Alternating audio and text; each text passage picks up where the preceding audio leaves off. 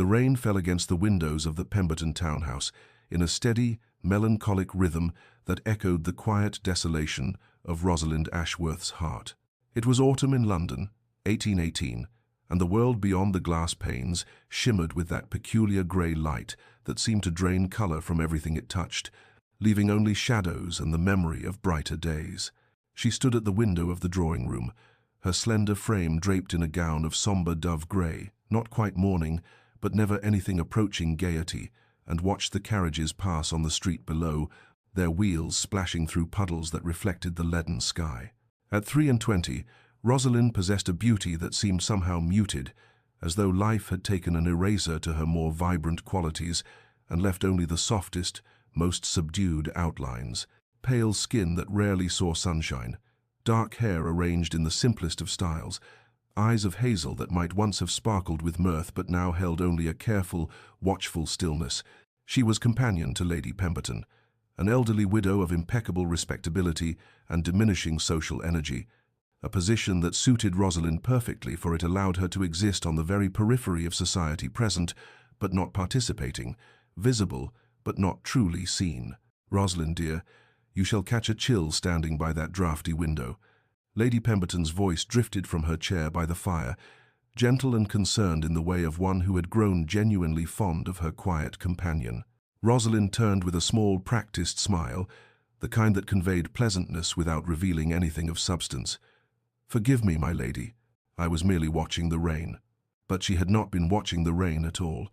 Not truly. She had been watching the couple across the street, sheltering together beneath a shared umbrella, laughing as they hurried toward their waiting carriage. And she had felt that familiar ache bloom in her chest like a bruise pressed upon. There had been a time when she had imagined such simple intimacies for herself, when she had believed in love and courtship and the promise of a future bright with possibility. That girl seemed a stranger to her now, separated not merely by 5 years, but by a chasm of shame and loss so profound that Rosalind could scarcely recall what hope had felt like. She moved away from the window and took up her needlework, settling into her customary chair with the ease of long practice, her needle moving through fabric with small, precise stitches that required no thought, only the mechanical repetition that had become her life, predictable, safe, and utterly, irrevocably alone. 5 years earlier, Rosalind had been an altogether different creature, a girl of 18 springs with eyes that sparkled like light through amber and a heart so full of dreams it seemed they might spill out of her at any moment, cascading into the world in a shower of hope and longing and that peculiar innocence that comes from having never yet been wounded by life's crueler lessons. It had been her first season, and she had entered London society with all the breathless anticipation of one who believed the world a place of romance and possibility,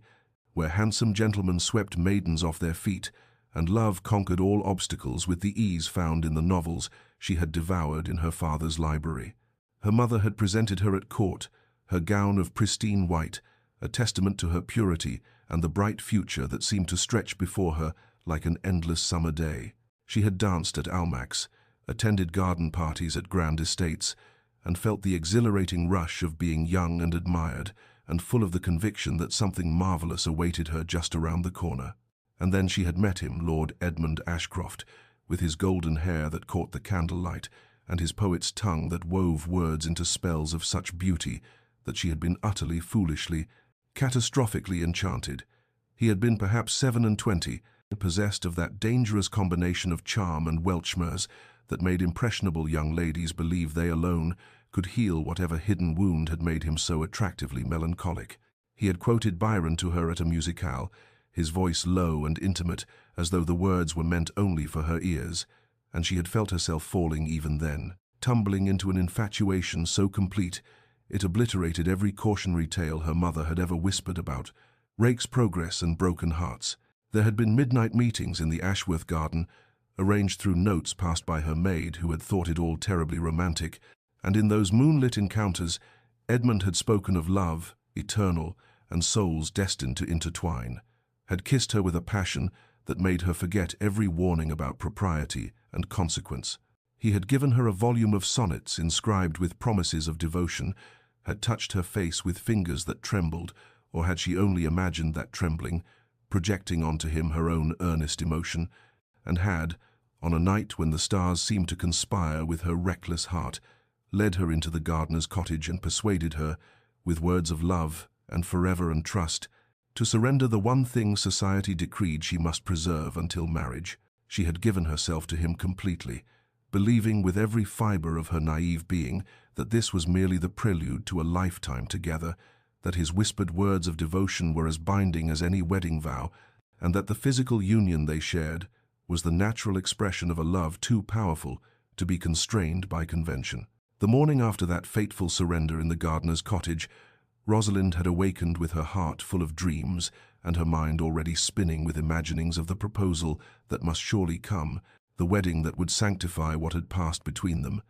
the future that stretched before them bright with promise. But Edmund had not called that day, nor the next, and when finally she contrived to encounter him at a soirée 3 evenings later, he had looked through her as though she were made of glass, as though she were nothing more than empty air, and when she had gathered her courage and approached him with trembling hands and hope still clinging desperately to life, he had drawn her aside with an expression of such cold indifference that it seemed impossible. This was the same man who had whispered words of eternal devotion against her skin. "You must understand, Miss Ashworth, that what passed between us was merely a dalliance, a pleasant interlude, and you would do well to forget it as I intend to do," he had said, his voice clinical and detached, and she had felt the world tilt beneath her feet, felt something fundamental shatter inside her chest, like porcelain dropped upon stone. She had tried to speak, to remind him of his promises, to appeal to whatever honor or conscience might reside within him, but he had simply turned and walked away, leaving her standing alone in the shadowed alcove, with tears streaming down her face, and the terrible knowledge that she had been utterly, completely deceived. Her brother Thomas, 2 years her senior and fierce in his protective devotion, had discovered her weeping in her chamber that night, and extracted the whole sordid truth from her with gentle persistence, and his rage had been magnificent and terrible to behold. He had immediately sought out Edmund and challenged him to a duel, demanding satisfaction for his sister's ruined honor, and Edmund, that coward dressed in a gentleman's clothing, had accepted with aristocratic bravado, but no genuine courage. The duel had taken place at dawn in a misty field outside London, and Thomas, who had never been particularly skilled with pistols but was driven by righteous fury, had fallen with Edmund's bullet in his chest, his lifeblood seeping into the indifferent earth, while Rosalind's world collapsed entirely around her. Edmund had fled to the continent before he could be brought to justice, disappearing into the anonymity of foreign cities, while Rosalind was left to face the consequences of their liaison alone. Society, which had once welcomed her with open arms, now closed ranks against her with vicious efficiency. The whispers began immediately, spreading like poison through ballrooms and drawing rooms, and within a fortnight everyone knew that Miss Rosalind Ashworth had given herself to a rake who had abandoned her, that her brother had died defending her tarnished honor, that she was ruined beyond any hope of redemption. Her parents, devastated by Thomas's death and ashamed of their daughter's disgrace, had retreated to their country estate and made it clear that while they would not cast her out entirely, neither could they welcome her presence in their grief-stricken household, and so Rosalind had been sent to live with a distant cousin in Yorkshire, exiled from the only world she had ever known, transformed in the span of mere weeks from a hopeful girl anticipating a brilliant future into a cautionary tale, whispered about by mothers, warning their daughters about the wages of sin and the perfidy of handsome men with poets, tongues and hearts of stone. The present had become a careful existence, lived in the margins of the world that had once promised her everything, a half-life of quiet duties and deliberate invisibility that Rosalind had cultivated, with the same meticulous attention a gardener might give to pruning roses, cutting away anything that might attract notice, might invite either pity or contempt, might remind her too acutely of all she had lost. Her days with Lady Pemberton followed a comforting rhythm of sameness, mornings spent reading aloud from whatever novel or memoir the elderly woman fancied, her voice steady and pleasant as she brought to life stories of other people's adventures and romances, while her own heart remained carefully locked away. Afternoons devoted to correspondence and household management, for Lady Pemberton's arthritis made writing difficult, and she relied upon Rosalind's neat hand to maintain her extensive network of connections. Evenings occasionally spent in the drawing room, when her employer entertained small and respectable gatherings of similarly aged friends who treated Rosalind with a kind of benign disregard that was infinitely preferable to the cutting cruelty she had endured in the first months after her fall from grace. She had learned to find contentment, or something resembling it, in small things: the pleasure of a particularly well-written passage in a book, the satisfaction of arranging flowers just so in the morning room, the comfort of her modest but private chamber, where she could let her guard down and allow herself to feel the loneliness that was her constant companion. I have survived. She would tell herself on difficult days when the weight of her isolation pressed particularly hard against her chest. And survival is itself a form of victory, however small. She had learned to accept that certain doors were closed to her forever: marriage, children, the easy companionship of female friends, the simple joy of moving through society without bearing the invisible brand of her disgrace. And she had made a sort of peace with her diminished existence, though sometimes in the darkest hours of night she would wake with tears on her face from dreams of a different life, dreams in which Thomas still lived, and she had never met a golden-haired rake with a poet's tongue and a heart of pure selfishness. Just last week she had encountered two women who had been her intimate friends during that ill-fated season, and they had quite literally turned their backs upon seeing her approach in the lending library, their skirts swishing with the sharp finality of doors slamming shut, and Rosalind had stood frozen for a long moment before turning and walking away with her head held high and her eyes burning with unshed tears, proud at least that she had not allowed them to see how deeply their cut had wounded. Her evening routine had become a kind of meditation in solitude. She would help Lady Pemberton prepare for bed, then retreat to her own small sitting room, where she would read by candlelight until her eyes grew heavy, sometimes allowing herself a single glass of sherry that spread warmth through her chest and softened the sharp edges of her loneliness. And always, before extinguishing her candle, she would look out her window at the London streets below and wonder if this careful, circumscribed existence was all that remained to her for the rest of her days, if she would grow old in the shadows while life and love and joy remained forever just beyond her reach, phantoms of a future that had died along with her brother in that misty field 5 years ago. The Duke of Ravensmore arrived at Lady Pemberton's modest evening gathering on a Tuesday in late October, with all the dramatic impact of a winter storm breaking over a calm sea, and Rosalind, who had been arranging teacups with her usual quiet efficiency, felt the change in the room's atmosphere before she even looked up to identify its source. The conversations grew hushed and then louder with brittle excitement. The air itself seemed to shimmer with sudden tension, and Lady Pemberton's roomy eyes grew wide with an astonishment that bordered on shock. Alexander Thornfield was a figure of legend even among the highest echelons of society, a man whose wealth was spoken of in tones usually reserved for discussing natural phenomena or acts of God, whose properties sprawled across 3 counties, and whose investments had allegedly doubled the already staggering fortune he had inherited at the age of 21. At 32 he remained stubbornly,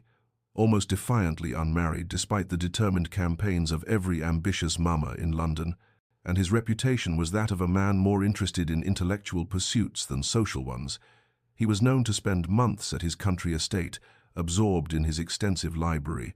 to correspond with philosophers and scientists across Europe, and to regard the marriage mart with barely concealed disdain, and the simpering debutantes paraded before him each season with an indifference that might have been insulting had it not been so utterly impartial. He was tall, Rosalind noticed, despite her determination to remain invisible and unobtrusive, with dark hair silvering slightly at the temples and features that were more striking than handsome, all sharp angles and austere planes that suggested both intelligence and a certain controlled severity, and he moved through Lady Pemberton's crowded drawing-room with the unconscious authority of a man long accustomed to being the most powerful person in any space he occupied. She tried to fade into the background, as was her habit, to become merely part of the furniture, useful and unremarkable, but some instinct made her glance up at precisely the wrong moment, or perhaps the right one, for time itself seemed to hesitate, and found herself meeting eyes of such startling grey. They reminded her of winter clouds pregnant with snow, eyes that held an unexpected depth of perception that made her feel suddenly alarmingly visible in a way she had not been in 5 long years. The moment stretched and held, lasting perhaps only seconds but feeling much longer, and in that suspended space Rosalind experienced the disconcerting sensation of being truly seen, not merely looked at, but observed, with an attention that seemed to perceive beyond the careful mask of calm competence she had constructed, beyond the drab dove-grey dress and severely styled hair, beyond the armor of invisibility she wore like a second skin, and the intensity of that regard made something flutter nervously in her chest. Not hope, surely not that treacherous thing, but perhaps its distant cousin, a tentative curiosity about what those penetrating eyes might have glimpsed in her own carefully guarded gaze before she dropped her lashes and turned away, her hands trembling slightly as she busied herself once more with the teacups, aware with every nerve in her body that something had shifted, that the Duke of Ravensmore had noticed her, and that nothing in her carefully ordered existence might ever be quite the same again. She had barely managed to compose herself, her pulse still beating an erratic rhythm against her throat, when she sensed, rather than saw his approach. The conversations around her seemed to part like water before the prow of a ship. And then he was there, standing before the table where she had taken refuge behind the silver tea service, and his voice when he spoke was deeper than she had expected, cultured and measured with an underlying timbre that suggested both authority and something else she could not quite identify, perhaps a carefully banked intensity that his formal demeanor sought to contain. "I wonder if you might recommend which of Lady Pemberton's selections I should choose," he said, gesturing toward the tea offerings with a slight inclination of his head that somehow managed to convey both courtesy and a hint of dry amusement. "For I confess I am woefully ignorant in such matters, and would benefit greatly from the guidance of someone who clearly possesses both taste and discernment." The compliment, if it could be called such, was so unexpected that Rosalind found herself meeting those remarkable grey eyes once more, searching for mockery or pity, and finding instead what appeared to be genuine interest, though she could not fathom why a man of his stature would concern himself with the opinion of a mere paid companion. "The Earl Grey is particularly fine, Your Grace," she managed, proud that her voice emerged steady despite the confusion churning within her. "And Lady Pemberton is quite proud of her blend of chamomile and lavender for the evening hours." He accepted the cup she prepared with hands that were elegant, despite their obvious strength, her long fingers that she noticed bore ink stains, suggesting he was indeed the scholar his reputation claimed. And then, most bewildering of all, he made no move to retreat, but instead remained standing near her station, effectively drawing her into conversation while the rest of the room watched with barely concealed fascination. "I understand you are responsible for managing Lady Pemberton's library," he continued, and Rosalind wondered who could have told him such a thing, for it was hardly common knowledge that she catalogued and organized the elderly woman's extensive collection. "I noticed she has acquired a first edition of Wollstonecraft's Vindication, a provocative choice. Have you read it?" The question was a test, she realized, or perhaps an offering, and despite every instinct that screamed at her to remain invisible and unremarkable, she found herself responding with more honesty than was wise. "I have, Your Grace. I found her arguments compelling, though society would deem them dangerous." Something flickered in his eyes, approval perhaps, or recognition, and for the next quarter hour they spoke of philosophy and literature, while Rosalind forgot to be careful, forgot to guard her tongue and hide her intelligence, forgot everything except the unexpected pleasure of genuine intellectual discourse with someone who seemed to value her thoughts rather than merely tolerate them. When Lady Pemberton finally approached with poorly concealed delight and wonder dancing in her aged features, the Duke turned to her hostess with impeccable courtesy, but not before his gaze returned once more to Rosalind, holding for a beat longer than propriety strictly allowed. "Lady Pemberton, you have been keeping quite the treasure hidden," he said with that same subtle humor warming his austere features. "I wonder if I might prevail upon your hospitality to call again. I find myself most interested in continuing certain conversations left unfinished this evening." After he departed, leaving a wake of whispered speculation and scandalized excitement, Lady Pemberton gripped Rosalind's arm with surprising strength, her voice trembling with something between hope and trepidation. "Child," she whispered urgently, "the Duke of Ravensmore has never, in all his years in society, requested to call upon any household for the purpose of furthering acquaintance with an unmarried woman. Whatever just transpired, and it was no ordinary exchange. But Rosalind, her mind still reeling from the unexpected attention, and her heart caught between wariness and a dangerous flicker of something she dared not name, could only shake her head in bewilderment, unable to imagine what interest such a man could possibly have in a ruined woman who had long ago resigned herself to living forever in the shadows, yet unable to deny that for the first time in 5 years she had felt almost like the girl she used to be, intelligent, valued, seen, and the sensation was as terrifying as it was achingly, impossibly sweet. The weeks that followed transformed Lady Pemberton's quiet household into something resembling a stage upon which a most unusual courtship unfolded. For the Duke of Ravensmoor called no fewer than 7 times in the span of those autumn days, arriving with books he thought might interest Rosalind and engaging her in conversations that ranged from the philosophical to the political, always treating her as an intellectual equal rather than a ruined woman to be pitied or a companion to be patronized, until the afternoon came when he requested a private audience in Lady Pemberton's small study, and Rosalind entered that book-lined room with her heart hammering against her ribs, knowing somehow that whatever was about to transpire would alter the careful equilibrium of her existence irrevocably. He stood by the window overlooking the modest garden, his tall frame silhouetted against the grey November light, and when he turned to face her, his expression was grave, almost somber, as though he were about to undertake some weighty business transaction which, she would soon learn, was precisely how he viewed what he was about to propose. "Miss Ashworth," he began without preamble, for he was not a man given to unnecessary decoration of speech, "I have a proposition to put before you that will likely strike you as extraordinary, perhaps even offensive, but I ask that you hear me out entirely before rendering judgment." She nodded mutely, her hands clasped before her to still their trembling, and he continued with the same measured deliberation he might employ when discussing a matter of estate management. "I find myself in need of a wife, not for romantic reasons, you understand, but for practical ones. I require an heir to secure my line, and I desire a companion of intelligence with whom I might share intellectual discourse without the tedious pretenses that plague most society marriages. I am aware of your history, Miss Ashworth, and I tell you plainly that it does not signify to me. What occurred 5 years ago was the result of a scoundrel's machinations and a young woman's understandable trust, not evidence of deficient character." The words struck her like physical blows, each one seeming both impossibly generous and somehow insulting in its clinical detachment, and she found herself gripping the back of a nearby chair for support. "Your Grace, I cannot fathom why you would consider such an arrangement when you could have your pick of unsullied debutantes from the finest families," she managed, her voice emerging thin and strained. "I am ruined, a woman without prospects or reputation, hardly fit to be a duchess."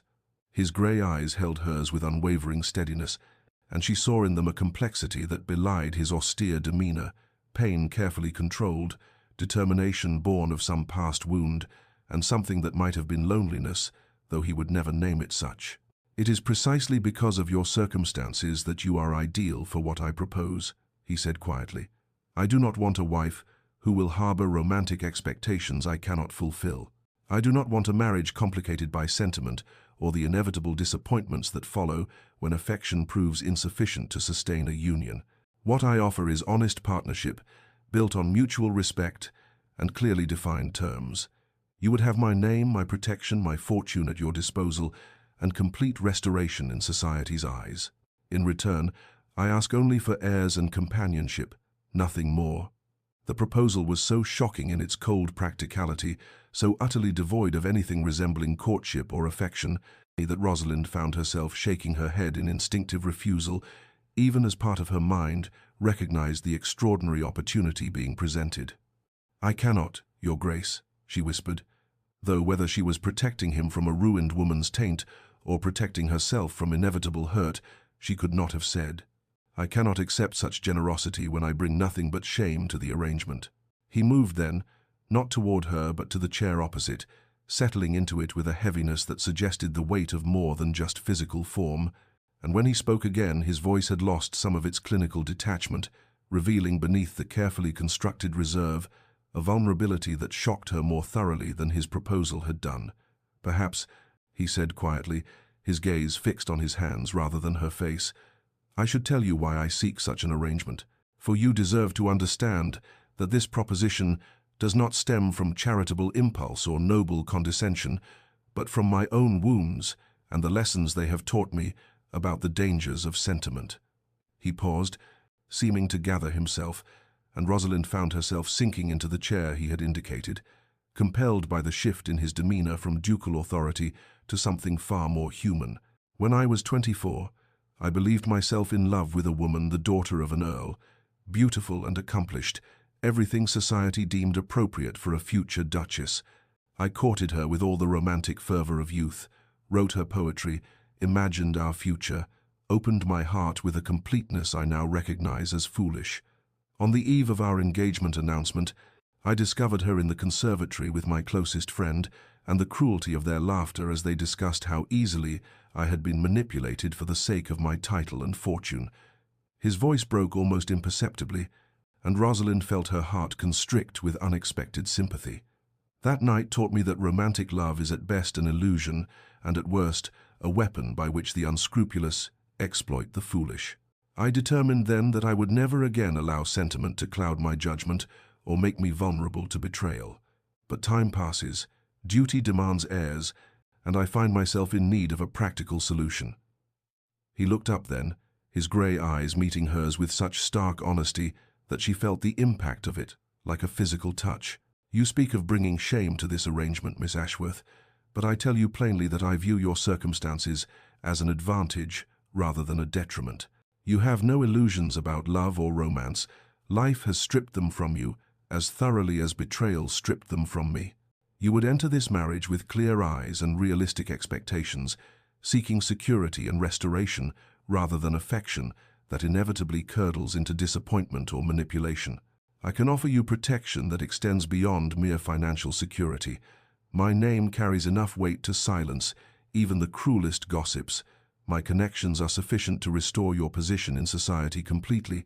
and my wealth would ensure you want for nothing material. You would have your own apartments, your own pursuits, complete freedom in all matters save those that directly concern the succession. I would never importune you beyond what is necessary for the production of heirs, and even in that I would proceed only with your consent and consideration for your comfort." The portrait he painted was both generous and heartbreaking in its cold practicality, a marriage built not on hope, but on the ruins of hope, and yet Rosalind found herself understanding the appeal of such an arrangement. No expectations meant no disappointments, no vulnerability meant no betrayal, no love meant no devastation when it inevitably proved false. "I ask only for your companionship, your intelligence in conversation, your discretion regarding the true nature of our arrangement, and in time, children who will secure the succession and perhaps bring some measure of joy to both our careful existences," he continued, and now his voice held something that might have been plea, though his pride would never allow him to beg. "In return, you would be a duchess, respected and protected, free from the shadows where you currently dwell, able to hold your head high in any assembly. It is, I acknowledge, a cold bargain compared to the romantic dreams young women are taught to cherish, but it is honest, and I suspect you value honesty above pretty lies." Rosalind sat in silence for a long moment, her mind reeling with the implications of what he offered and what he revealed, and finally she spoke, her voice barely above a whisper. "I must have time to consider, Your Grace. This is not a decision to be made lightly, for all that it is framed as a practical arrangement." He inclined his head, rising with fluid grace, and as he moved toward the door he paused, turning back to fix her with that penetrating grey gaze once more. "Take whatever time you require, Miss Ashworth.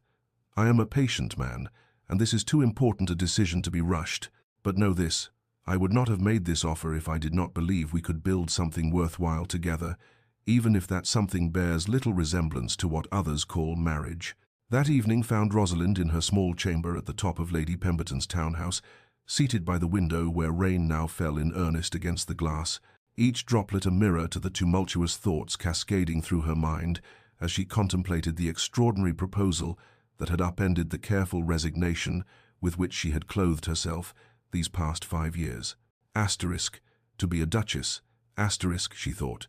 testing the words like one might test the stability of a bridge long abandoned, asterisk, to walk into assemblies without whispers following, to hold my head high instead of keeping to the shadows, to have security and protection, and a name that commands respect rather than pity or disdain. Asterisk. The practical advantages were undeniable, overwhelming even, and yet beneath the temptation of restoration lay something more troubling, the memory of who she had once been. That bright-eyed girl of 18 who had believed in love with the fervent certainty of youth, who had surrendered everything for what she thought was passion, who had learned in the cruelest possible way that such surrender led only to devastation. Could she enter another arrangement, even one built on honesty rather than deception, without risking whatever fragile equilibrium she had achieved? The Duke had been clear about his expectations, or rather, his lack of them, and there was something almost appealing in the cold practicality of his proposal,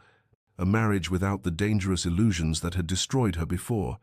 And yet she could not quite silence the small voice that mourned for dreams she had thought long buried, for the possibility of genuine connection she had convinced herself she no longer desired. A soft knock interrupted her circular contemplation, and Lady Pemberton entered with the careful deliberation of age, settling into the chair opposite with a knowing look that suggested she understood far more than had been explicitly shared. "My dear," the elderly woman said gently, her rheumy eyes nevertheless sharp with perception, "I have known you these 3 years, and I have watched you exist rather than live, moving through your days with competence but without joy, and I tell you now that if the Duke's proposal offers you even the possibility of more than this half-life, you would be foolish to refuse it out of fear." Rosalind felt tears prick her eyes at this unexpected wisdom, and she turned back to the rain-streaked window. "But what if I am incapable of more, my lady? What if the girl who could feel deeply was destroyed 5 years ago, and all that remains is this hollow creature who has learned to survive, but not to truly live? Would it not be a cruelty to bind him to such a wife?" Lady Pemberton reached across to pat her hand with surprising strength. "The Duke is not seeking a romantic heroine, child. He has been quite clear about that. But perhaps in seeking practical partnership, you might both discover that survival can slowly transform into something richer, given time and patience. You need not decide from love or even hope, decide from wisdom and from recognition of opportunity, from acknowledgement that your current existence, safe as it may be, is not truly a life at all." The words struck deep, finding truth Rosalind had avoided examining,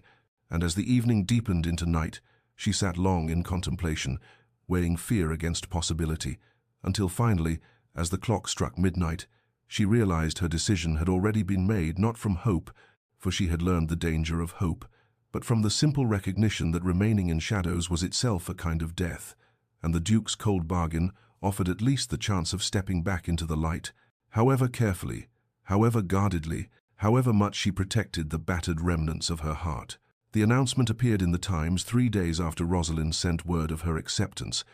a simple notice that nevertheless sent shockwaves through London society. The Duke of Ravensmore, that most elusive and wealthy of matrimonial prizes, to wed Miss Rosalind Ashworth, the ruined girl who had lived in shadows for 5 years, and the whispers that followed were predictably vicious, a speculation running from secret pregnancy to blackmail to madness, though none could penetrate the Duke's controlled silence or the wall of protection he immediately erected around his intended bride. The wedding itself took place a mere fortnight later in the private chapel of Ravensmore Hall, attended only by Lady Pemberton and the Duke's elderly aunt, a hasty affair that nevertheless maintained every requirement of propriety. And as Rosalind stood in borrowed silk, for there had been no time for proper trousseau, and spoke vows that bound her irrevocably to this stern and controlled man beside her, she felt as though she moved through a dream, neither nightmare nor fantasy, but something suspended between. A transaction dressed in the trappings of sacrament. The Duke's voice remained steady as he pledged himself, his grey eyes meeting hers with an expression she could not quite decipher, something that might have been resolve or might have been resignation, and when he placed the heavy gold ring upon her finger, a Thornfield heirloom that had graced the hands of duchesses for generations, the weight of it felt like both anchor and chain. The journey to Ravensmore Hall proved silent, but not uncomfortable, the Duke seated opposite in the luxurious carriage, occasionally pointing out landmarks of the estate as they passed through gates and up the long drive lined with ancient oaks, until finally the house itself came into view, a sprawling testament to centuries of wealth and power, all grey stone and mullioned windows, beautiful and cold, and utterly foreign to the modest world Rosalind had inhabited. The housekeeper, Mrs. Davison, a woman of perhaps 50 with kind eyes and the quiet competence of long service, greeted them in the great hall and led Rosalind to what were now her apartments, a suite of rooms connected to but separate from the Duke's own chambers, decorated in soft blues and creams, with windows overlooking the formal gardens and furnishings of such quality that Rosalind felt almost afraid to touch them. Everything, speaking of consideration and expense, and the absolute reality of the transformation her life had undergone. His Grace instructed that you should arrange everything to your comfort, Your Grace, Mrs. Davison said with a small curtsy that made Rosalind's new title feel simultaneously real and absurd, and after the housekeeper departed, Rosalind stood alone in the center of the sitting room, turning slowly to take in the evidence of her new existence. Duchess, wife, mistress of this vast establishment, and felt nothing but a curious numbness, as though her capacity for feeling had been exhausted by the rapidity of change. That evening marked their first dinner as husband and wife, a formal affair in the smaller dining room that nevertheless felt cavernous with only 2 occupants, and as they navigated conversation about the estate, the servants, the expectations for her gradual introduction to neighborhood society, Rosalind marveled at how one could be married yet feel so utterly alone, bound yet separate, sharing space and name and future while remaining strangers behind walls of careful courtesy, until finally the Duke rose, bowed with perfect formality, and withdrew to his own apartments, leaving her to climb the stairs to chambers that were luxurious and lonely, where she lay in a bed fit for royalty, and wondered what exactly she had agreed to in accepting this cold bargain that promised everything except the one thing she had once, long ago, believed necessary to happiness. The months that followed their wedding passed with the measured rhythm of careful coexistence, as autumn deepened into winter and then gradually yielded to the tentative promise of early spring, and in that time Rosalind and the Duke Alexander, though she still thought of him primarily by his title, unable quite to claim the intimacy his Christian name implied, established a routine that was cordial, respectful, and maintained the careful boundaries they had agreed upon, yet was not without its small comforts and unexpected moments of connection. Each morning they shared breakfast in the sunny morning room, a custom he had insisted upon, despite the convention that might have kept them to separate schedules, and over toast and correspondence, they discussed the books they were reading. She had discovered his library to be magnificent, and he had given her free rein of it or matters pertaining to the estate, for he sought her opinion on tenant concerns and household decisions with a consideration that suggested he truly meant for her to be partner rather than ornament in this arrangement. He proved thoughtful in ways both large and small, ensuring her sitting room was always supplied with her preferred tea, arranging for a pianoforte to be brought from London when he learned she had once played, inquiring after her comfort without excessive attention, his manner always courteous yet distant, as though they were amiable colleagues in some vast enterprise rather than husband and wife. For her part, Rosalind found herself settling into the role of Duchess with more ease than she had anticipated, the responsibilities of managing such a large household, providing structure and purpose her previous existence had lacked, and she took satisfaction in small improvements, a more efficient arrangement of the still-room, better conditions for the scullery maids, a system for distributing surplus from the kitchens to families in the village, while always maintaining the emotional guardedness that had become her armor, never allowing herself to imagine that this careful partnership might become something more, never permitting hope to take root where it might once again be crushed. Their evenings unfolded in parallel but separate spheres, he to his study where he managed the complex affairs of his holdings and responded to correspondence from London, she to the drawing room or her own sitting room, where she occupied herself with needlework or reading, or the occasional letter to Lady Pemberton, and sometimes hours would pass without interaction beyond a polite good night when their paths crossed in the corridor. Yet there was something almost peaceful in this arrangement, a safety in the distance that allowed her to exist without constant vigilance. Still, she could not help but notice small things that accumulated, despite her intentions to remain detached, the way concentration furrowed his brow when he studied estate reports, how his rare smiles transformed the austere planes of his face into something almost boyish, the careful way he always ensured she was served first at meals, his habit of standing when she entered a room, even when they were alone. Gestures that spoke of respect and perhaps something more tender, though she dared not examine too closely what that might mean. Once, passing his study late at night, she had noticed light beneath the door and paused, hearing the scratch of his pen and imagining him bent over his desk. In that way she had glimpsed through doorways, and she had felt an unexpected longing not for passion but for simple companionship, for the right to knock and enter and sit quietly in his presence, without it meaning more than the comfort of shared space. Yet she had continued to her own chambers because they had agreed upon boundaries, and she would not be the one to breach them, would not risk the fragile equilibrium they had achieved by reaching for more than their bargain entitled her to expect. It was well past midnight when Rosalind, unable to sleep despite the hour and the warmth of her chambers, wrapped herself in a dressing gown and ventured downstairs in search of a book that might quiet her restless thoughts, the household silent around her, save for the settling sounds old houses make and the whisper of her slippers against cold marble, and she had expected the library to be dark and empty at such an hour, yet light spilled from beneath the door in a golden line that made her pause with her hand upon the handle, uncertain whether to intrude or retreat. Some impulse she could not name, curiosity perhaps, or that loneliness that had plagued her earlier, made her ease the door open quietly, and the scene that greeted her struck something deep and unexpected in her chest. Alexander stood before the dying fire, still fully dressed save for his coat and cravat, one hand braced against the mantelpiece and his head bowed in an attitude of such profound weariness that he seemed a different man entirely from the controlled, courteous Duke.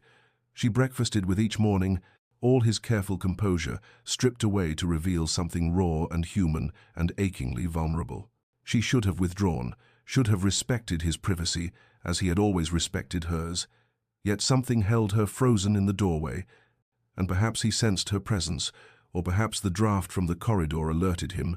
for he turned suddenly, and their eyes met across the book-lined space, his expression cycling through surprise and something that might have been embarrassment before settling into resignation. "Forgive me," she said quietly, finding her voice at last. "I did not mean to disturb you. I could not sleep and thought to find something to read." And she made to withdraw, to grant him the solitude he clearly sought, but his voice stopped her, rough with some emotion she could not identify, tired in a way that had nothing to do with the lateness of the hour. "Stay, if you wish," he said, and there was something almost pleading beneath the formal courtesy, as though he could not bear to be alone with whatever thoughts had driven him to this late vigil. And so she entered fully and closed the door behind her, moving to stand near the fire but maintaining a careful distance, uncertain of what was required or permitted in this moment that felt suspended outside the boundaries of their usual interaction. "I received word from London today," he said after a long silence, his gaze returning to the flames, regarding a matter from my past that I believed long settled. And then, perhaps because the hour stripped away pretense, or because the darkness made confession easier, he spoke with a raw honesty he had never before permitted himself in her presence, telling her not merely the outline of his youthful heartbreak that he had shared when proposing their arrangement, but the full bitter details, how the woman he had loved, the vicar's daughter he had planned to marry despite all opposition, had accepted money from his father to disappear, how he had searched for her desperately only to discover she had wed another within a month, how the betrayal had calcified something vital in his chest until he believed himself incapable of feeling anything beyond duty and obligation, how he had sworn never to permit anyone close enough to wound him so deeply again. Rosalind listened with her heart aching for the young man he had been, and when he finally fell silent, she found herself moving closer without conscious decision, drawn by an instinct toward comfort that overrode her usual caution, until she stood near enough to see the firelight reflected in his eyes, near enough that when she reached out tentatively to touch his sleeve, the first deliberate physical contact between them, beyond the formal requirements of dancing or dining, she felt him start slightly at the unexpected tenderness of the gesture. "I understand," she said softly, and the weight of shared pain hung between them, recognition of kindred wounding, and for a moment that stretched and held, they remained thus, closer than they had ever been, awareness crackling in the space between them like static before a storm, until Alexander drew in a sharp breath and stepped back, his expression shuttering closed once more, and she understood that she had frightened him, or that he had frightened himself with this breach in the careful walls they had constructed, and so she withdrew as well, murmuring something about the lateness of the hour, and fled to her chambers with her heart racing and her careful equilibrium shattered, knowing that something fundamental had shifted between them, and uncertain whether to welcome or fear what that shift might herald. Spring arrived at Ravensmoor Hall with an insistence that seemed to mirror some internal thaw occurring between its Duke and Duchess, the grounds transforming from winter's austerity into something verdant and alive, daffodils pushing through softened earth and apple trees in the orchards, clothing themselves in clouds of pale blossoms, and perhaps it was the season's influence, or perhaps that moment of raw vulnerability in the library had cracked something in the foundations of their careful distance. But Rosalind found that the weeks following that late-night encounter brought a subtle yet unmistakable shift in the tenor of their interactions, as though both had glimpsed something in the other that made their previous formality suddenly insufficient. Alexander began suggesting they walk the grounds together after breakfast when weather permitted, ostensibly to discuss improvements to the gardens, but in truth engaging her in conversations that ranged far beyond horticulture, philosophy, and literature, and questions about her thoughts on matters both weighty and trivial. His attention focused upon her with an intensity that made her both nervous and strangely exhilarated, as though she were being truly seen, perhaps for the first time in years. She noticed how he watched her when he thought himself unobserved, his expression holding something tender and uncertain that he quickly shuttered when their eyes met, and she wondered if her own face betrayed similar confusion, for she found herself thinking of him at odd moments throughout the day. Alexander, she had begun allowing herself to think of him thus, in the privacy of her own mind, wondering what he might think of a particular passage in her current book, or whether he would find amusement in some small household incident, her thoughts turning toward him with a frequency that would have alarmed her had she permitted herself to examine too closely what such preoccupation might signify. When they attended a small gathering at a neighboring estate, she witnessed his subtle protectiveness manifest in a way that sent warmth flooding through her chest. Lady Hartwell, a woman known for her cutting tongue and long memory,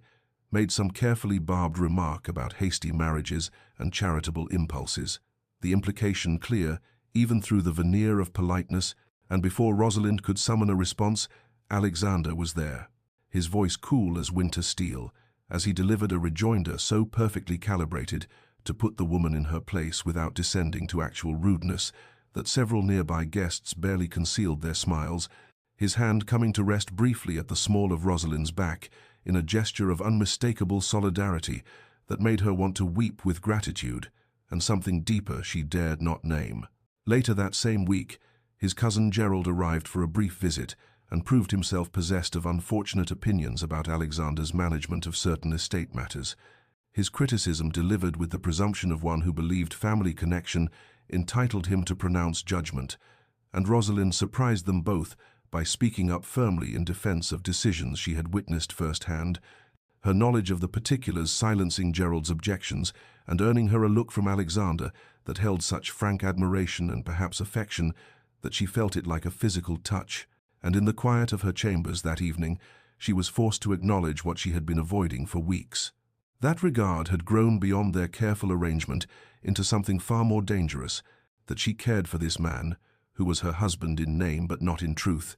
that somewhere in the accumulation of shared breakfasts and thoughtful gestures and moments of unexpected understanding, she had begun to hope again despite every vow she had made to herself never to permit such foolishness, and the realization terrified her even as it bloomed warm and insistent beneath her ribs, a spring awakening she had no notion how to contain or whether she even wished to try. The necessity of attending the Marchioness of Westbrook's spring ball had been discussed and reluctantly agreed upon,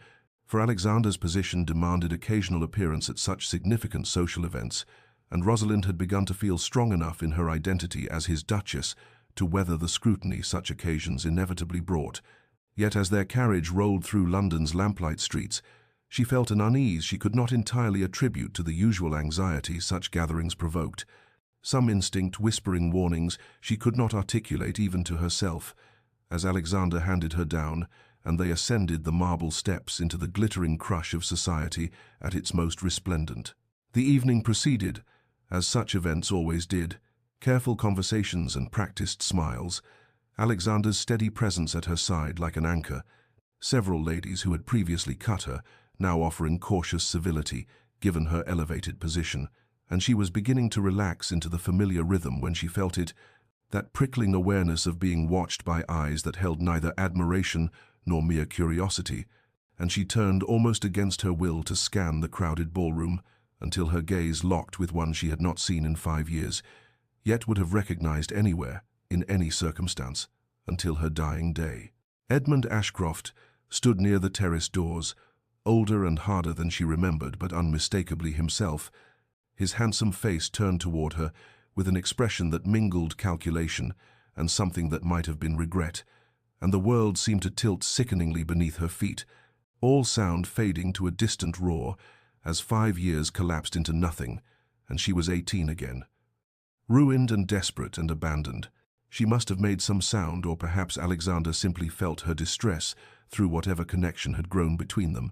for his hand found hers instantly, his voice low and urgent, asking what was wrong, and she could not form words, but her stricken gaze must have communicated everything, for she felt him go absolutely still beside her, his entire body tensing as he followed her line of sight, and understood precisely what threat had materialized in their midst. Before she could gather her scattered thoughts, Edmund was moving toward them with the easy confidence that had once beguiled her foolish young heart, navigating through the crowd with clear purpose, and Alexander's grip on her hand tightened almost painfully as he positioned himself slightly in front of her. A barrier between her and the approaching specter of her past, and when Edmund reached them and attempted to bow, to speak some pleasantry as though they were merely old acquaintances meeting by happy chance, Alexander's voice cut through the attempt with a coldness that could have frozen champagne in its crystal flutes, informing Edmund in terms that barely maintained the veneer of civility that his presence was neither required nor desired, and that he would be wise to take himself elsewhere immediately. Edmund's eyes flickered with something anger, perhaps, or shame, or that recklessness that had always lurked beneath his charm, and he addressed himself directly to Rosalind, saying he had hoped for a private word, that he had returned to England, specifically seeking the opportunity to make amends for past wrongs, that surely she would grant him a moment to explain what circumstances had driven his regrettable actions, and the audacity of it, the presumption that she owed him anything, least of all an audience, struck her like a physical blow, even as Alexander's controlled fury radiated beside her, his entire bearing that of a man holding violence on the thinnest of leashes, and she knew with sudden clarity that she needed to leave, and to escape before she shattered completely before the assembled representatives of the society that had judged her so harshly, and she whispered Alexander's name, just that, nothing more, and he understood instantly, making their excuses and guiding her toward the exit, with a hand at her back that trembled minutely with the force of his restrained rage, and as they descended to their waiting carriage, she could feel the old wounds tearing open, fresh and bleeding, all the careful healing of recent months threatened by the return of the man who had destroyed her, and she wept silently in the darkness as Alexander held her hand and did not speak, for what words could possibly suffice against the resurrection of such comprehensive ruin? The journey back to their London residence passed in silence, broken only by her ragged breathing and the occasional soft sound of distress she could not suppress, Alexander's hand gripping hers with a steadiness that felt like the only solid thing in a world gone liquid and unstable. And when they arrived, he dismissed the servants with a terseness that brooked no question, guiding her himself up the stairs to her chambers, where the carefully constructed composure she had maintained finally shattered completely. 5 years of accumulated grief and shame, pouring forth in great wrenching sobs that shook her entire frame as she sank onto the settee near the fire, hands covering her face as though she could hide from her own anguish. She felt the settee dip as Alexander sat beside her, closer than propriety dictated, closer than they had ever been except for that one moment in the library, and then his arms were around her with a tenderness that broke something further inside her, pulling her against his chest as he murmured wordless comfort, one hand stroking her hair with a gentleness she would never have imagined from the cold duke who had proposed their arrangement so many months ago. And she wept into his coat until exhaustion began to claim the storm, her breathing gradually evening into shuddering gasps as the worst passed and left her hollowed and raw. "Forgive me," she whispered against the damp fabric of his evening coat. shame flooding through her at this display, at her weakness, at the way she had fled the ball like a frightened child. But Alexander's arms only tightened, his voice rough as he told her there was nothing to forgive, that she owed no one strength in the face of such an encounter, and something in his fierce protectiveness made fresh tears slide down her cheeks. Though these felt different somehow, less about old pain and more about present overwhelming emotion she could not name. She pulled back enough to meet his eyes, finding them dark with concern and something deeper that made her breath catch, and the words began spilling from her almost against her will, how she still felt the stain of Edmund's touch, how she had believed herself healed, but his reappearance proved her still broken, how she feared she would never be free of the shame that marked her, how she felt herself unworthy of the name Alexander had given her, of the protection he offered, of anything good or clean or whole. "Stop," Alexander commanded, his hands coming up to frame her face with a care that belied the intensity of his voice, his thumbs brushing away tears as his eyes searched hers with an urgency that stole what remained of her breath. "You will not speak so of yourself, do you understand? That man stole your innocence, but he does not define your worth. You are not ruined, Rosalind. You are not broken. You are not less than you were, and I will not permit you to carry his sins as though they were your own." The fierceness of his declaration, the absolute conviction in his voice, cracked something in the careful walls she had built around the tender hopes that had been growing these past weeks, and she stared at him through tear-blurred vision as he continued, his voice dropping to something almost reverent, as he told her she was brilliant and strong and worthy of every good thing this life could offer, that her past did not diminish her, but rather revealed the incredible resilience that had allowed her to survive what would have destroyed lesser souls, that he considered it the greatest privilege of his life to call her his wife, and that he would spend whatever time she granted him, proving that she deserved to be cherished. And before she could fully comprehend what she saw in his expression, he was leaning forward with a slowness that gave her every opportunity to retreat. But she did not retreat, could not, and when his lips brushed hers with a gentleness that felt like a question and a promise and a revelation all at once, she found herself answering with a kiss that tasted of salt and hope, and the beginning of believing that perhaps she might, against all odds and reason, deserve this unexpected grace. The kiss broke gently, reluctantly, both of them drawing back just enough to search each other's faces in the firelight, and Alexander's hands still cradled her face with such tenderness that fresh tears threatened, though these carried none of the anguish that had consumed her earlier.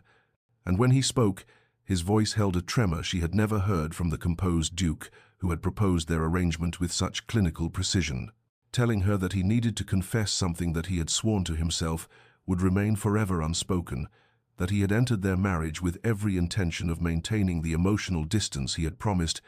but that somewhere between their morning conversations and evening courtesies, between watching her gentle kindness with servants and fierce intelligence in debate,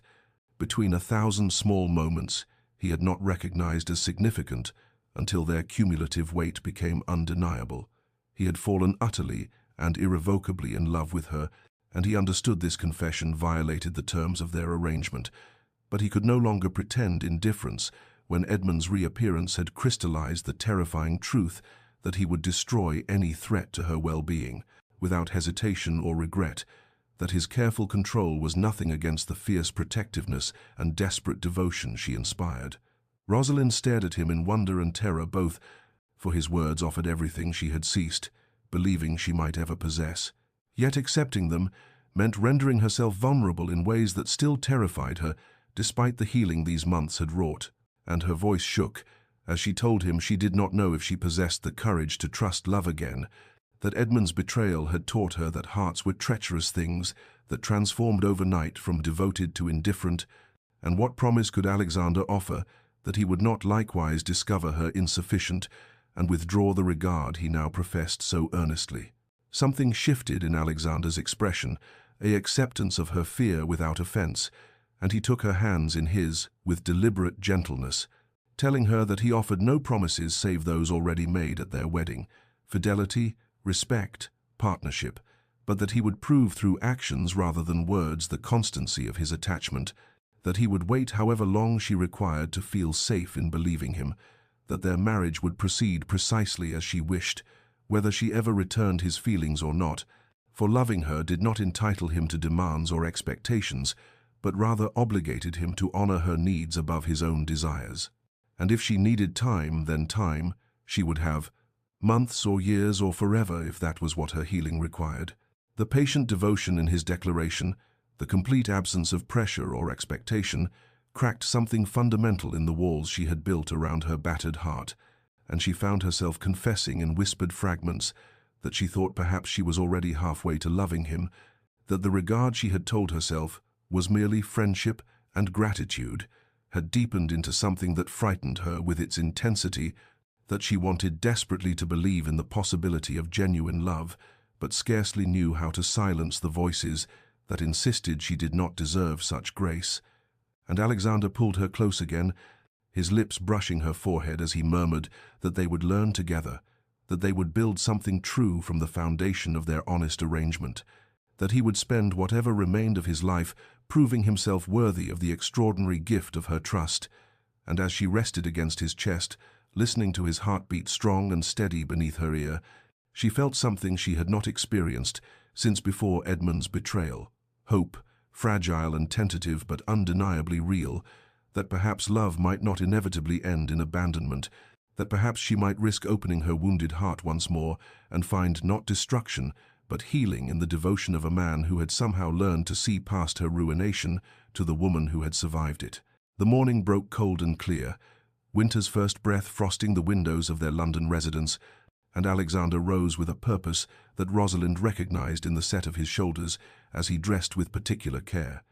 His expression holding that quiet intensity that spoke of decisions made and consequences accepted, and when she asked his intentions, he told her simply that certain matters required addressing, that Edmund Ashcroft's return to England and attempt to approach her could not stand without response, that the man had escaped justice once through flight, but would not do so again. And though apprehension flickered through her at the thought of further confrontation, she found herself trusting Alexander's judgment in ways she would not have believed possible mere months ago, understanding that his actions arose not from reckless pride, but from deliberate protection of what he held dear. She learned the details later from Lady Pemberton, who heard it from no fewer than 6 sources, all eager to share the remarkable scene that had unfolded at White's, where Alexander had appeared during the fashionable hour, knowing full well that Edmund frequented the establishment. And when Edmund entered, the Duke had risen with terrifying composure and addressed him before the assembled company, his voice carrying clearly through the suddenly silent room, as he stated that Lord Edmund Ashcroft stood accused of the most despicable cowardice, that he had deliberately compromised an innocent young woman of good family, abandoned her to face society's censure alone, and when challenged honorably by her brother had killed that brother in a duel before fleeing the country rather than face the consequences of his dishonor, and now returned expecting to resume his place in society, as though these sins could be overlooked or forgotten. Edmund had attempted to bluster, to claim misunderstanding, to suggest that the lady in question had been willing, but Alexander had stepped forward with such cold fury that 3 men moved to restrain what they feared might become violence, his voice dropping to something deadly as he clarified that the lady was now his Duchess, that any slander against her name would be answered as an attack upon his own honor, and that Edmund would depart England within a fortnight, or face not a duel, but rather complete social and financial destruction, for Alexander possessed both the connections and the determination to ensure that Edmund found no welcome in any respectable establishment, no credit with any reputable tradesman, no tolerance from any family of standing, and that this was mercy far beyond what Edmund deserved, for he allowed him to slink away with his life when Rosalind's brother had been granted no such consideration. The witnesses reported Edmund's face draining of color as Alexander enumerated precisely which influential lords had already agreed to cut him, which banks had been persuaded to call in his debts, which hostesses had struck him from their lists, the comprehensive nature of the exile, revealing both the extent of Alexander's influence and the depth of his commitment to Rosalind's vindication, and when Edmund attempted one final protest, Alexander had simply turned his back in the ultimate gesture of dismissal, the assembled gentlemen following his lead until Edmund stood isolated in the center of the room, his cowardice and disgrace made manifest before the very society whose good opinion he had sought to regain. Within days, the news had spread through every drawing room and ballroom in London, the story growing with each telling, but the essential facts remaining consistent. The Duke of Ravensmore had publicly championed his Duchess, had revealed the true villain in the tale that society had previously judged so harshly against Rosalind, and Edmund Ashcroft had been exposed as not merely a rake, but a coward and a murderer who had allowed an innocent woman to bear the shame of his sins. And Rosalind felt the shift in how people regarded her when she next appeared in public, saw sympathy replace censure in expressions that had previously held only judgment, received acknowledgments from women who had cut her for 5 years, and though she knew some of this arose simply from Alexander's power and position, she recognized too that truth had finally displaced the lies. Edmund's abandonment had allowed society to assume that her name had been cleared, not through her own protests, which would never have been believed, but through the unimpeachable word of a man whose honor none dared question. Summer arrived at Ravensmore Hall with a glory that seemed to mirror the transformation unfolding within its ancient walls. Roses climbing the stone with abandon, and gardens bursting into riotous bloom, and on a morning when golden light spilled across the grounds, Alexander found Rosalind standing in the very garden where she had once confessed the details of her ruin. But where that earlier moment had been shadowed by shame this morning, she stood, bathed in sunlight with her face turned upward, and something approaching peace in her expression. And when he approached, she turned to him with a smile that held none of the wariness that had characterized their early months together, reaching for his hand, with a naturalness that still made his chest tighten with gratitude for the gift of her trust. And he drew her close there among the roses, mindful that any servant might observe, but no longer caring for propriety when she fit so perfectly against him, and she laughed softly at his boldness before lifting her face for his kiss, and what had begun tentatively weeks ago had deepened into something that spoke of genuine passion alongside the deeper current of authentic love. And when he suggested they retire to the privacy of their chambers, no longer separate but shared, as she had shyly requested after Edmund's exile, she agreed with a blush that he found utterly enchanting, and their joining that afternoon held none of the awkward formality that had characterized the early consummation required by duty, but rather the tender intimacy of two people who had learned to trust not merely each other, but the love they had discovered against all expectation. And afterward, as they lay tangled together in the great bed that had once seemed too large for solitary occupation, Rosalind traced patterns on his chest and confessed in wondering tones that she had believed this particular joy forever lost to her, that she had convinced herself that love and desire were luxuries ruined women must relinquish. Yet here she lay utterly cherished and safe in ways that bore no resemblance to the reckless passion that had destroyed her girlhood, and Alexander kissed her temple and murmured that she had never been ruined, except in the judgment of those too blind to recognize her worth. That she had always deserved this tenderness and devotion, and they remained there talking in quiet voices about everything and nothing until the light shifted toward evening, and duty finally called them back to the world beyond their private sanctuary. And as summer ripened toward autumn with its harvest abundance, Rosalind began experiencing certain unmistakable signs that sent her to Alexander one morning, with trembling hands and tear-bright eyes, and when she whispered that she believed herself with child, his reaction fierce joy and immediate protectiveness, and something approaching reverence as he placed his hand over her, still flat belly banished the last lingering fears, that his devotion might prove transient, and through the autumn months, as her condition became apparent, they settled into a contentment that bore no resemblance to the careful formality of their arrangement, walking the estate grounds hand in hand, while discussing names and futures, reading together in the library with her feet in his lap, and his hand resting possessively on her growing belly, stealing kisses in corridors like besotted newlyweds rather than the practical partners they had agreed to be. And when winter arrived with its crystalline beauty, and she grew large with their child, he treated her with such devoted attention that the servants smiled indulgently and remarked to each other that the Duke had clearly lost his heart completely to his Duchess, and Rosalind no longer flinched from the designation, but wore it with quiet pride, understanding finally that she had not merely survived her ruin, but had been transformed through patience and unexpected grace into something stronger and more genuine than the naive girl she had been. that authentic love bore little resemblance to the empty promises and reckless passion that had destroyed her youth, and that the arrangement she had accepted from desperation had become, against all probability, the truest and most precious thing she had ever known. 3 years had passed since that autumn when their first child arrived,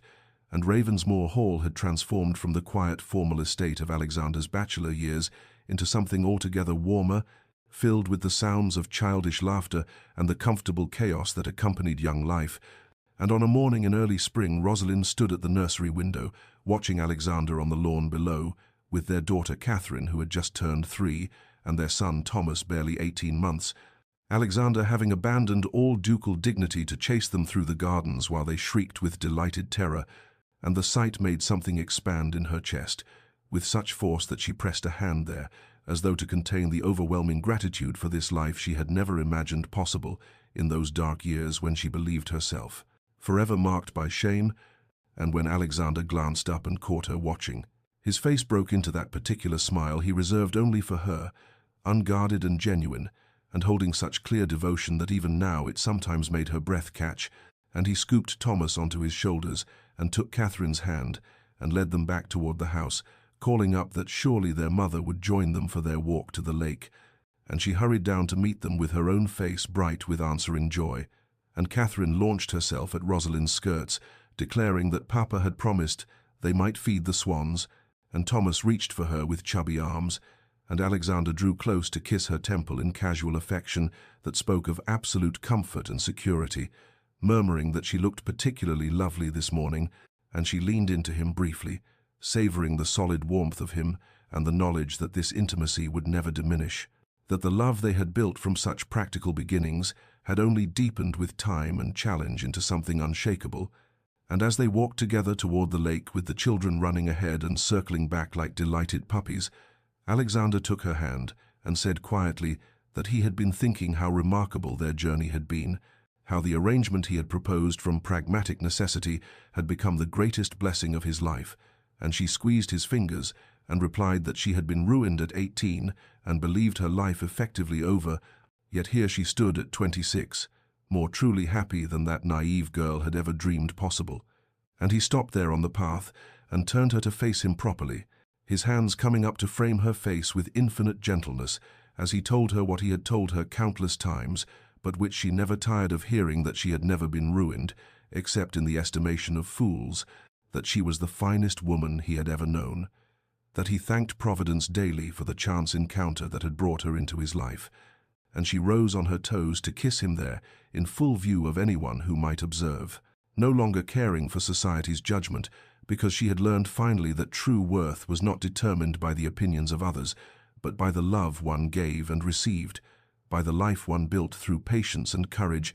And Catherine called impatiently for them to hurry, and Thomas toddled back to tug at Alexander's coat, and they continued toward the lake as a family, and complete and genuine, and filled with the kind of deep abiding happiness that arose not from untested innocence, but from having survived darkness and chosen trust, despite fear.